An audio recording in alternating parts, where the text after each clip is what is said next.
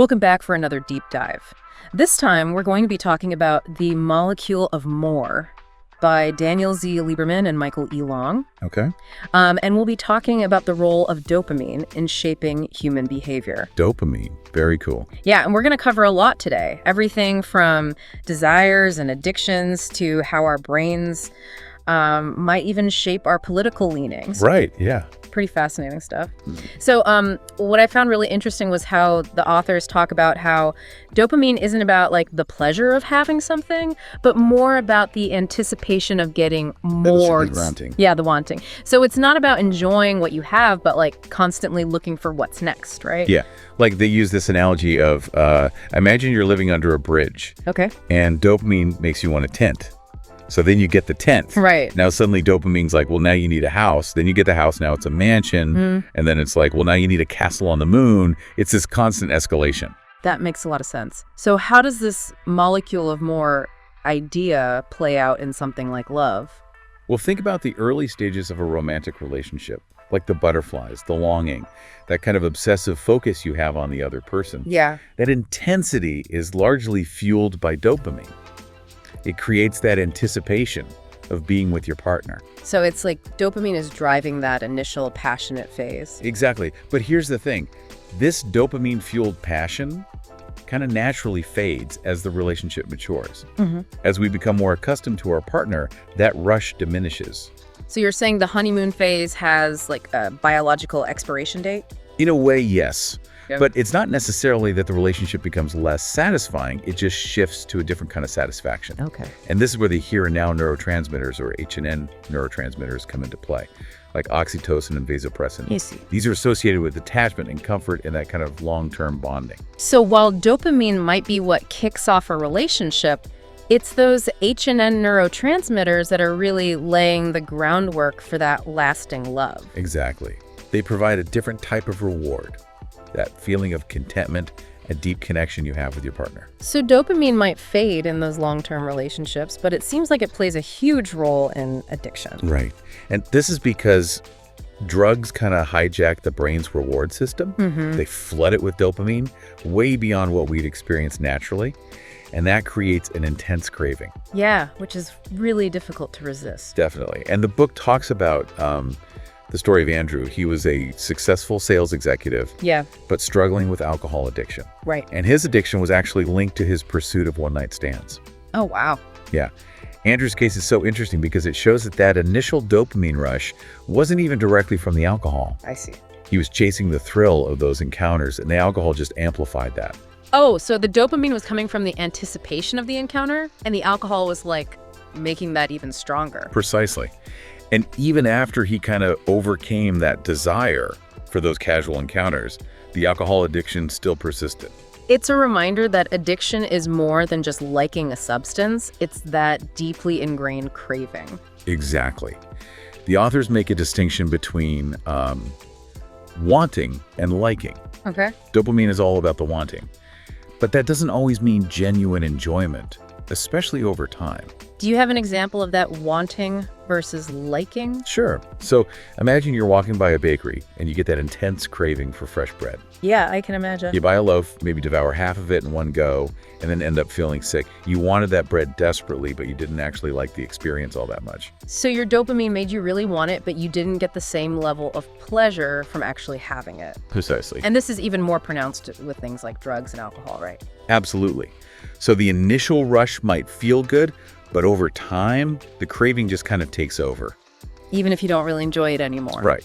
And the book also talks about how we experience alcohol differently depending on how it's consumed. Oh, interesting. So there's being drunk, and then there's being high. Mixed drinks, because they absorb so fast, they deliver that fast dopamine hit. Okay. And it's that rapid rise in blood alcohol that triggers the euphoria, not really the intoxication itself. Huh. So someone who prefers mixed drinks might actually be looking for that dopamine rush, not the feeling of being drunk. Exactly. And it's different from, say, someone slowly sipping a glass of wine. where the intoxication is more the primary effect. That's fascinating. This all seems to point to this idea that dopamine isn't just about seeking pleasure, but it's about control, even domination, right? Absolutely. The book really dives into that. They argue that dopamine is what drives us to kind of master our environment, our relationships, even ourselves. It's about taking control. So if it's about control, then we need willpower, right? Right. And this is where it gets really interesting. The book talks about two separate dopamine circuits. There's the desire circuit, which is what we've been discussing, and then there's the control circuit. Okay. And this control circuit is all about planning and abstract thought and also willpower. It helps us resist those impulses and work towards those long-term goals. So it's almost like two sides of the same coin. Dopamine is fueling both our desires and our ability to control them. Exactly.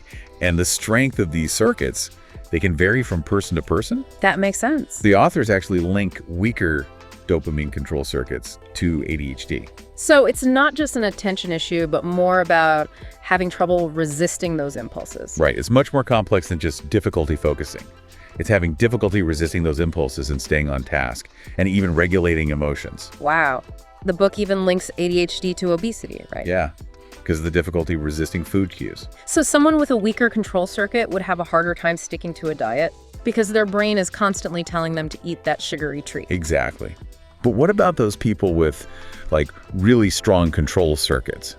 What about them? The book uses the example of someone who skillfully navigates their commute. Okay, I can see that. Like maybe they've planned their route to avoid traffic and know the best parking spots. Yeah, or maybe they even know where to stand on the train platform to get a seat. It's like their dopamine control circuit is working behind the scenes to help them dominate their morning routine. Precisely.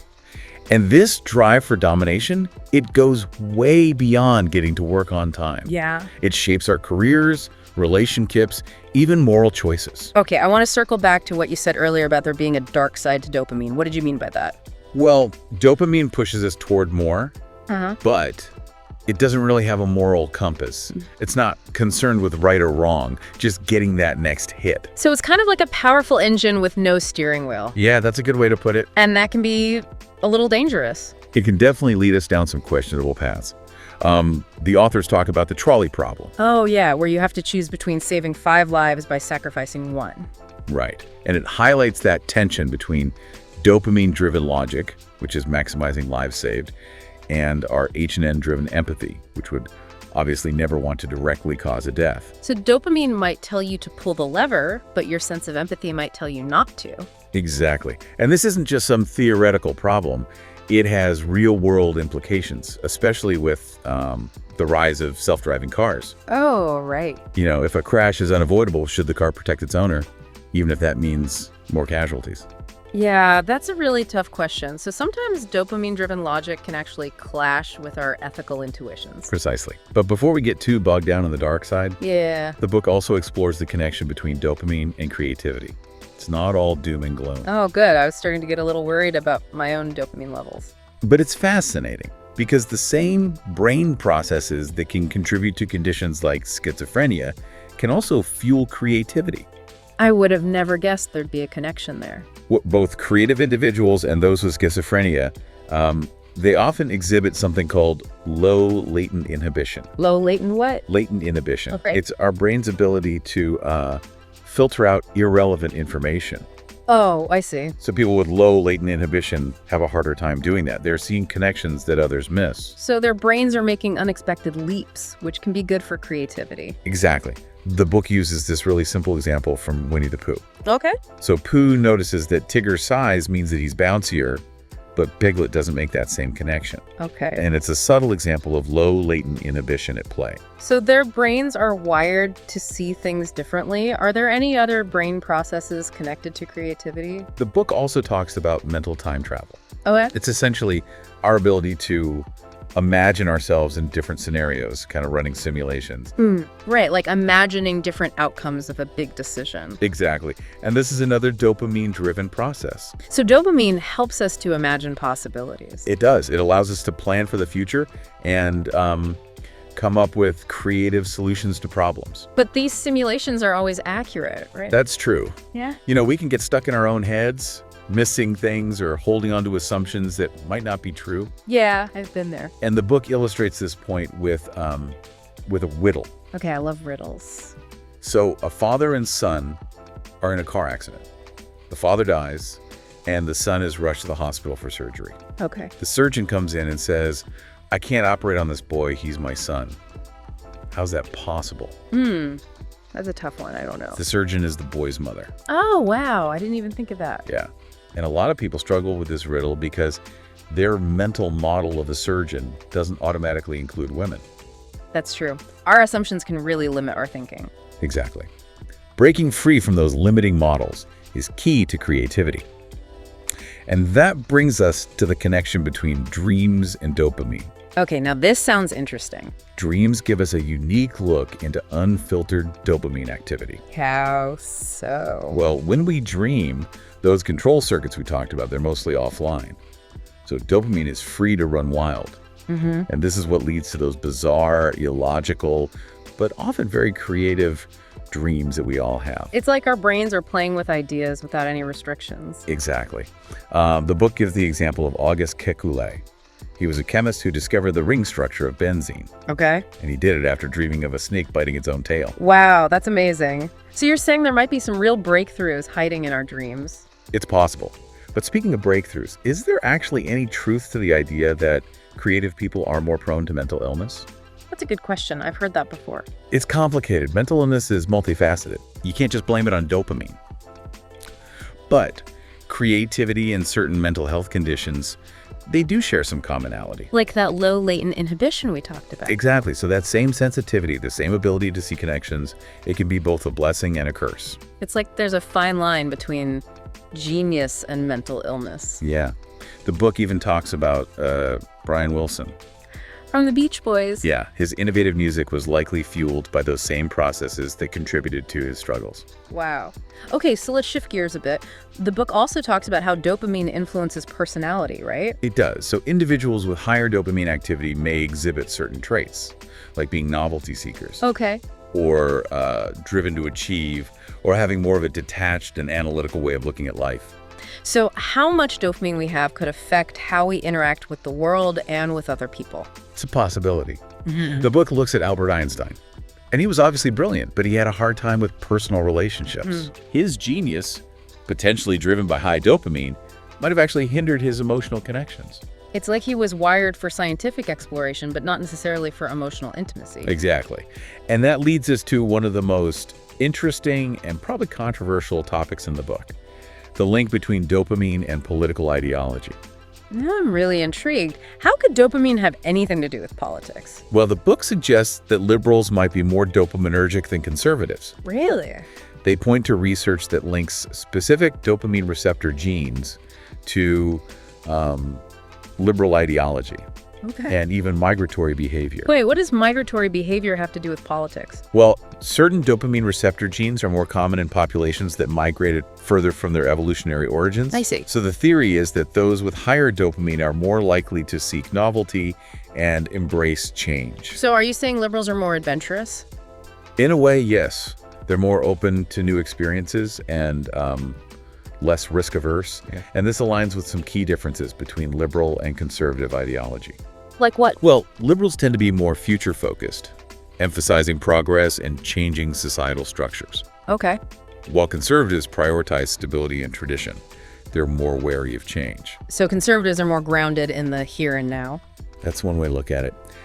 The book suggests they're more influenced by H&N emotions, like fear and disgust, so they're more sensitive to threats and anything that could disrupt the current order. It's like their dopamine is telling them to explore, but their H&N is saying, hey, let's stick with what we know. That's a great way to put it. And this kind of tension plays out in how liberals and conservatives approach things like poverty. Oh, interesting. The book points out a contrast in their approaches. Yeah. So liberals tend to favor government assistance programs, which is a more long-term and systemic approach. Right. And that aligns with dopamine's focus on the future and abstract goals. So that makes sense. And conservatives prefer direct charity, which is more immediate and personal, right? Exactly. And that's more in line with H&N's focus on tangible action. So it's not that one side cares more than the other. It's just that their brains might be wired to approach the issue differently. Precisely. So are they saying that our political beliefs might be partially hardwired? It's a bold claim, And the book doesn't shy away from it, but it's important to remember that genes aren't destiny. Right. You know, our environment, experiences, choices, they all play a huge role too. So it's not as simple as having a liberal gene or a conservative gene. Right. But the research does suggest that our biology might make us lean one way or the other. That's really interesting. So if we're all wired for this dopamine-driven pursuit of more, what does that mean for the future of humanity? That's a big question. It is. The book dives into the potential downsides of this drive for more, especially now, in a world with so much abundance and advanced technology. Yeah, and we've already touched upon, like, declining birth rates in developed countries. Right, and the authors suggest that our dopamine circuits might be contributing to that. Because we're constantly looking for the next new thing or that immediate gratification. Exactly. It's like our brains are saying, why settle down when there's so many other exciting things out there? So it's almost like we've achieved this level of prosperity that's actually making it harder to think about the future. It's a complex issue for sure. And it's not just declining birth rates. What else? Well, the authors also explore how technology could be hijacking our dopamine circuits, leading us away from real-world issues. Right. It's like we talked about earlier with virtual reality. Exactly. Imagine being able to experience anything you want, from amazing travel to relationships, but all in a virtual environment. Sounds tempting. It does, and it would be very appealing, especially for those with those very active dopamine systems. But the question is, will we get so caught up in these virtual worlds that we forget about reality? Right, and that's a valid concern. The book suggests that this could lead to less social interaction Yeah. and less real-world productivity, and basically a society that's detached from the physical world. That sounds a little scary. It's a potential scenario we need to be aware of. And it's not just limited to VR. It's the broader trend of increasing digital stimulation. And how that impacts our attention spans. Right. It's like we're constantly bombarded with information and notifications and distractions. So where do we go from here? Is there any reason to be optimistic? The book does highlight the challenges. Yeah. But it also says that we're not powerless. We can understand our brains, recognize how dopamine affects us, and make choices that shape our future. So it's about finding that balance between our desire for more and our ability to just appreciate what we already have. Exactly. Harnessing the power of dopamine without letting it control us. Okay. And that's something we'll explore more in the next part of our deep dive. We will. So I bet you're wondering how we can navigate all this, right? This potential dopamine overload. Yeah, actually, I am. Like, how do we balance wanting more and actually having a fulfilling life? Yeah, the last part had me a little worried about the future, to be honest. I get it. It can be a lot to take in. Yeah. But the good news is that the book actually offers some practical strategies for finding that balance Oh, good. between dopamine and the here and now. Okay. And it all starts with understanding how those two systems interact in our brains. Right. Okay, so can you remind me what those two systems are again? Of course. So we've got the desire circuit, which is all about wanting and seeking and striving for more. That's that dopamine-driven system we've been talking about. And then we have the control circuit, which is responsible for planning, willpower, resisting those immediate impulses. So it's like this constant back and forth between instant gratification and thinking about the long term. Exactly. And the book actually talks about some fascinating research Oh, cool. on how we can train our brains to, like, strengthen that control circuit. Okay. There was one study where they gave people real-time feedback on the activity in their dopamine control circuit How did they do that? using brain scans. So they could actually see what their willpower looked like. In a way, yes. They were shown this visual representation of the activity in the part of their brain associated with motivation. Wow. And then challenged to increase it using different mental strategies. So like consciously flexing their willpower muscles. Yeah, exactly. But it wasn't easy at first. I can imagine. You know, they struggled. Just telling themselves to try harder, that wasn't enough. Right. But as they experimented with different mental imagery techniques, they actually started figuring out ways to boost the activity. So they were literally rewiring their brains to be more disciplined. You got it. And the effects lasted even after they took away the visual feedback. They essentially trained their brains to exert more control. That's really cool. So it means we're not just slaves to our impulses. We can actually learn to manage them. Exactly. We have more power than we think to shape our own brains and make more conscious choices. Okay, so strengthening our control circuit is one strategy. Right. What else can we do? The book really emphasizes recognizing those dopamine triggers. the cues that set off those cravings. So this is especially important for people struggling with addiction. Definitely. Yeah. Think about a recovering alcoholic who has to avoid certain bars Yeah. or social situations where there's alcohol, Uh-huh. or someone trying to quit smoking who throws away all their lighters. Right. Because those triggers can instantly derail them. Precisely. And what's even more fascinating, and maybe a little scary, is that those triggers can operate on like an unconscious level. Wait, so you might not even know something is triggering you. It happens. The book talks about research showing that even subtle changes in routine can activate dopamine pathways Okay. and lead to cravings. So imagine an alcoholic decides to take a different road home from work and passes by a bar they used to go to. Seems random, right? Yeah. But their brain has unconsciously linked that route with alcohol. So even if you think you're in control, your brain could be making those connections without you even knowing. Exactly. And it highlights how important it is to be mindful of our surroundings and pay attention to those subtle cues. Right, so self-awareness is key. Definitely. But what about for those of us who aren't struggling with addiction? Yeah, like how do we find that dopamine H&N balance in our everyday lives? Well, one powerful approach is to cultivate a sense of mastery. Mastery. Yeah, remember we were talking about how dopamine loves a challenge? It thrives on that pursuit of achievement. It's like leveling up in a video game. Right? Exactly. Wow. But instead of chasing virtual rewards, we can actually find that same sense of satisfaction by mastering real-world skills. Okay, so things like learning a language or playing an instrument or like woodworking. Exactly.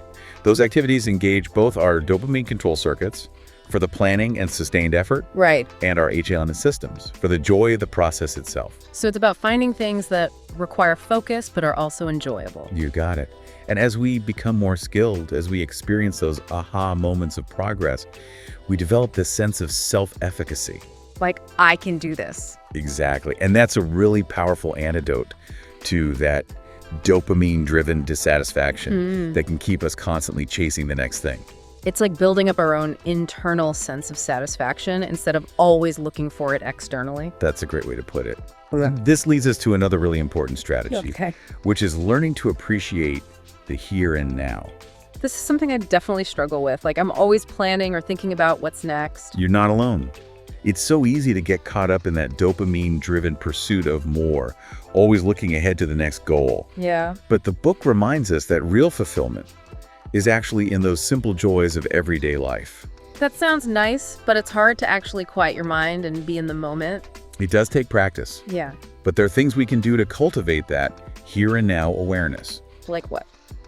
Well, the book emphasizes mindfulness, like paying attention to our senses, our breath, the world around us. So really taking in those sensory experiences. Yeah, like noticing the taste of your food or the feel of the sun on your skin. Okay. And I guess even just simple things like taking a walk or listening to music could be more enriching if we do them mindfully. Precisely. It's about shifting from doing to being. And there's actually research to support this, right? There is. It shows that people who spend more time lost in thought are less happy than those who are more present. Wow. So it's not just about feeling good in the moment. It's actually training your brain to be more focused on what's happening. You got it. And this can be applied even to really mundane tasks. Real? Yeah. Like think about how you brush your teeth. Okay. How often are you on autopilot? Your mind racing with your to-do list. Wow, all the time. But what if instead you focused on the feeling of the brush? The paste of the toothpaste? I guess I never thought about it like that. It's about bringing a different kind of attention to the things we already do. Transforming the mundane into the mindful.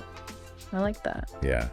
And the book also talks about things like engaging in creative activities, like painting or writing. Oh, right. Those can be good for finding that balance. They are, because they tap into that drive for mastery, engaging those dopamine circuits. But you also have to be present in the process, right? You do. You have to work with the materials, let go of that need for everything to be perfect. Right. Think about, like, the joy of working with your hands and seeing a project take shape, or even just experiencing that flow state where you lose track of time. And it's not even about being super talented, right? Not at all. The book actually mentions a study where people who drew more creatively, it didn't matter how good they were, they showed more activity in the reward centers of their brains. So it's about enjoying the process of creation. Exactly. And this ties into another important point in the book, social connection. I was hoping you'd bring that up. I always feel better when I'm spending time with people I care about. It makes sense. Social interaction actually triggers the release of those H&N neurotransmitters. Like oxytocin. Yeah, which creates those feelings of connection and well-being. It's like we're wired to be social. We are. And this is where the book's discussion of dopamine and personality gets really interesting. Okay, remind me about that. Remember how we talked about those with higher dopamine levels often being more detached? Yeah, like Einstein. Right. So while they might excel in fields that require a lot of abstract thought, they might find it harder to connect with people on an emotional level. It's almost like their brains are wired for thinking and not feeling. That's a good way to put it. Yeah. And it highlights the importance of making a conscious effort to connect with people. So even if you're naturally more of a loner, you can train yourself to be more social. Absolutely. It's about joining a club, volunteering, or just spending quality time with friends and family. Right. It's about making time for those things that boost our H&N. Exactly. And just like any muscle, it takes regular exercise. So we need to build those social muscles too. Precisely.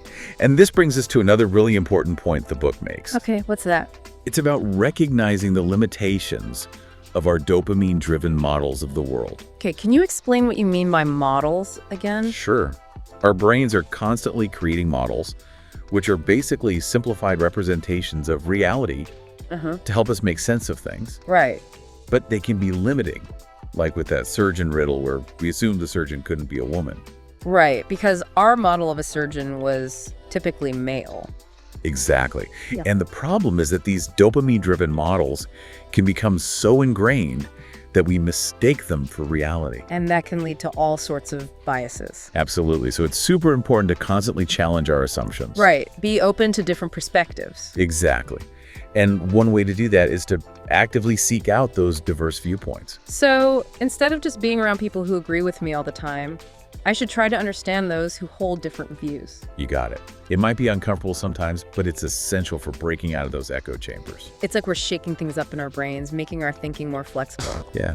And another important strategy is to cultivate humility. Humility? Yeah, like acknowledging that your perspective is just one of many. So be open to the possibility that you might be wrong. Exactly. Embrace that sense of wonder and curiosity. It all comes back to that idea of balance, right? It does. Finding that sweet spot between dopamine's drive for more and the here and now's appreciation for the present moment. So it's not about getting rid of dopamine altogether. No. It's about working with it. Right. Harnessing its power without becoming a slave to it. And that's something we can all work towards. Absolutely. And in the final part of our deep dive, we'll explore how this understanding of dopamine can help us navigate the future. Okay, sounds good. Okay, so here we are for the final part of our deep dive into the molecule of more. Yeah, it's been a pretty interesting journey. It has. We've talked about how this tiny neurotransmitter affects so much of our lives, from love and addiction to even, like, politics. Right. Seems like dopamine is behind a lot of what we do. It does. And we've talked about finding that balance between dopamine's drive for more and appreciating what we have right now. Right. That here and now. Exactly. But I'm curious about the bigger picture now. Like, what does all this mean for humanity going forward? The book seemed to raise some concerns about, this constant need for more. Yeah, the authors definitely got me thinking about that too. Yeah. Like, our pursuit of more, it's been good for progress, right? But it could also have some unexpected consequences. Especially in a world with so much abundance and all this technology. Exactly. Like we were talking about declining birth rates. Right. Like maybe our dopamine circuits are making us prioritize new experiences and instant gratification. Right. Over things like raising a family. So we're always looking for the next thing, the next reward. Yeah. And maybe that's making it harder to focus on the future. I'm building a future for the next generation. Exactly. It's a lot to consider. And it's not just about birth rates either, right? Right.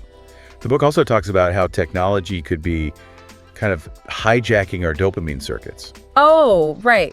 And leading us away from real-world problems. Exactly. Like, remember our conversation about virtual reality? Yeah, how it could be super addictive. VR is a great example. Imagine being able to experience anything you want. Travel, relationships, anything. But all in a virtual world. Right, a perfectly created digital world. It would be so tempting. I can see that. Especially for people with those really active dopamine systems. Right. But the question is, will we get so lost in these virtual worlds that we forget about reality? That's the big question. Yeah. The book talks about how that could lead to less social interaction. Less connection with other people. Exactly. And maybe even less productivity in the real world. Right, because we're spending all our time in virtual reality. It could lead to a society that's just detached from the physical world. It's almost like a dystopian future. Yeah, a world where we can satisfy every desire. But lose touch with what really matters. It's definitely something to think about. And it's not just about virtual reality. Yeah. It's also about that constant digital stimulation we get from our phones and computers. Yeah, it's like we're overloaded with information and notifications. It can be hard to focus on anything for very long. Right, like we're developing a collective attention deficit disorder. That's a good way to put it. So what do we do? Is there any hope? Well, the book does highlight the challenges. Yeah. But it also emphasizes that we have the power to change things. We can understand our brains. We can recognize the power of dopamine. And make conscious choices. Exactly. We can shape our future. So it's not about getting rid of dopamine or technology. No, not at all. It's about finding that balance. Right. Balancing our drive for more with our ability to appreciate what we already have. Harnessing the power of dopamine, but not letting it control us. Exactly. Using technology to improve our lives. But also making time for real-world connections. And for those here and now experiences. Yeah, that's the key takeaway for me. It's been a really fascinating exploration of dopamine. It has. Thanks for joining me on this deep dive into the molecule of more. Absolutely. And to our listeners, thanks for tuning in. And remember, the question we leave you with is, how can you find that balance in your own life? How can you harness dopamine's drive without letting it take over? It's a journey we're all on together. And it's a journey worth taking.